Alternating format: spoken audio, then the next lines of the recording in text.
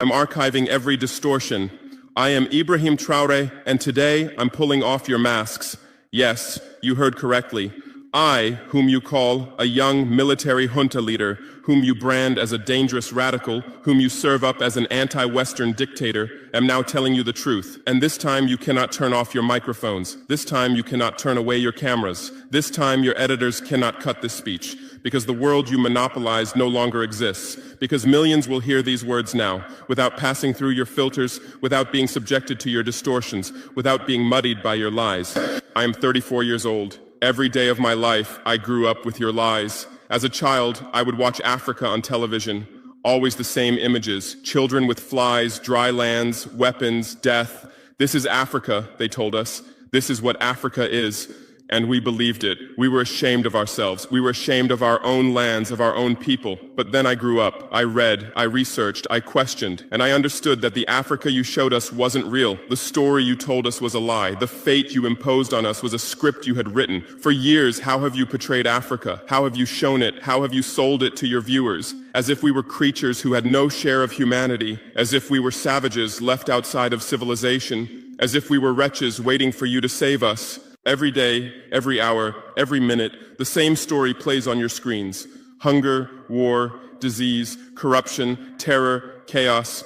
These are the words that come to mind when Africa is mentioned. In your Africa dictionary, there are no other words. No hope, no success, no development, no resistance, no honor, no pride, no victory. So I ask you, New York Times, Washington Post, Guardian, Le Monde, have you ever made Africa's successes your headlines? How many times have you written about Rwanda's technology miracle? How many times have you shown Ethiopia's reforestation project? How many times have you praised Botswana's democratic success? How many times have you described Kenya's entrepreneurial ecosystem? No, because these don't fit your scenario. Your Africa cannot be successful. It cannot, because then how will you legitimize your exploitation? If it's not in need of help, how will you intervene? If it's not backward, how will you look down on it? Have you ever asked yourselves, has any editor sitting at their desk, any news director in a meeting, any columnist at their keyboard ever thought, why are the people of the world's richest lands poor? Here are the numbers for you, real numbers. Africa owns 70% of the world's cobalt reserves. Your cell phone, your computer, your electric car won't work without cobalt.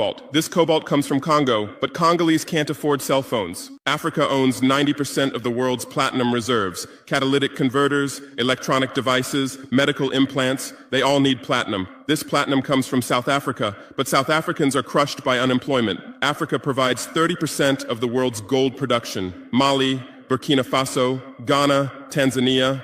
Gold flows like rivers from our lands. But our people swim in poverty. Africa supplies 65% of the world's diamond production. Botswana, Angola, Congo, Sierra Leone, billions of dollars worth of diamonds are extracted, but our miners live on $1 a day. Africa owns 35% of the world's uranium reserves. Niger, Namibia, South Africa. Nuclear plants run on our uranium. Paris lights burn with our uranium. But our villages have no electricity. And you still ask, why is Africa poor? No, the right question is, how was Africa kept poor while being so rich? Here's your answer. Colonialism didn't end. It changed shape. You used to come and occupy our lands. Now you come and establish companies. You used to take by force. Now you make agreements. You used to rule with the whip. Now you rule with credit. Let me give you concrete examples. With numbers, names, dates, but you'll never write about these. Glencore, Swiss-based mining giant, extracting cobalt in Congo. 2022 revenue, $256 billion. Tax paid to Congo, $500 million. That's 0.2%. Is this justice? Rio Tinto, British-Australian mining giant, extracting bauxite in Guinea, 20 million tons annually. What's left for Guinea? Environmental pollution and cancer. Total, now Total Energies, French oil giant, extracting oil in Angola, Nigeria, Congo. 2022, profit, $36 billion investment in Africa, dirty pipelines, Anglo-American, founded in South Africa but now in London. Diamonds, platinum, iron, taking everything. What it left in South Africa, 6 million unemployed miners. And these are just the tip of the iceberg.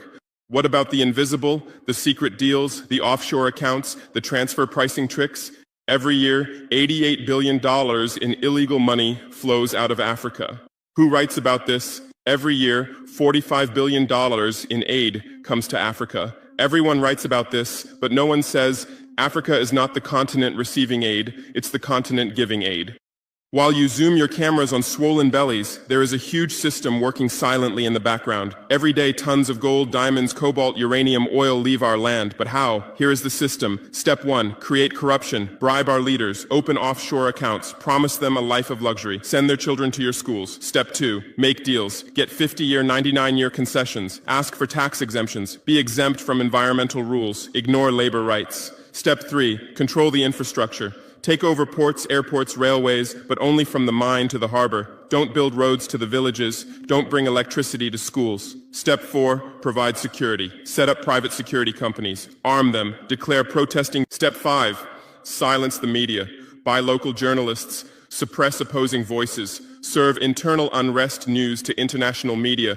And this is how the system works. It's been working like this for 100 years, and you don't see this system. You don't want to see it, because you're part of this system too. Who are the biggest advertisers of New York Times, CNN, BBC, oil companies, mining companies, arms companies, pharmaceutical cartels, the companies that exploit Africa? You live on their money, you defend their interests, and what I'm about to tell you might cost me my life, but it's no longer time to be silent.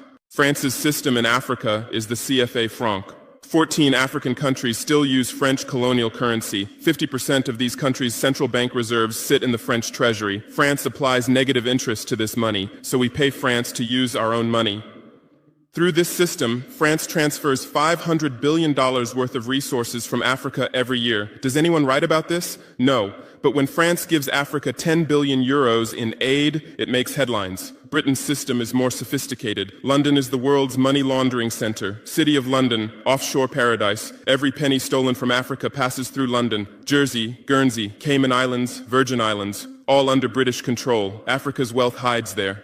America's system is AFRI-CHANO. Africa Command, 46 military bases on the continent. Official purpose, security. Real purpose, resource control.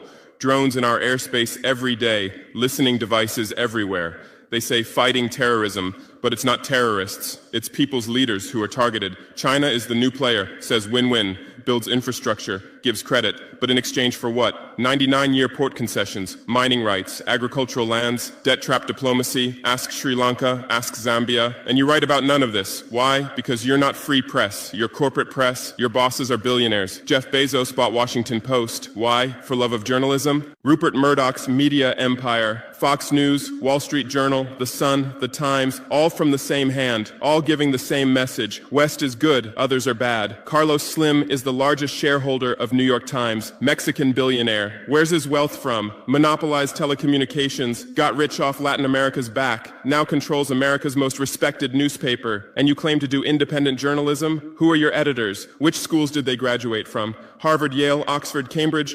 Always the same elite schools, always the same worldview, always the same prejudices. How are your reporters selected? How many languages does your Africa correspondent speak? French, English, that's all. Swahili, Hausa, Yoruba.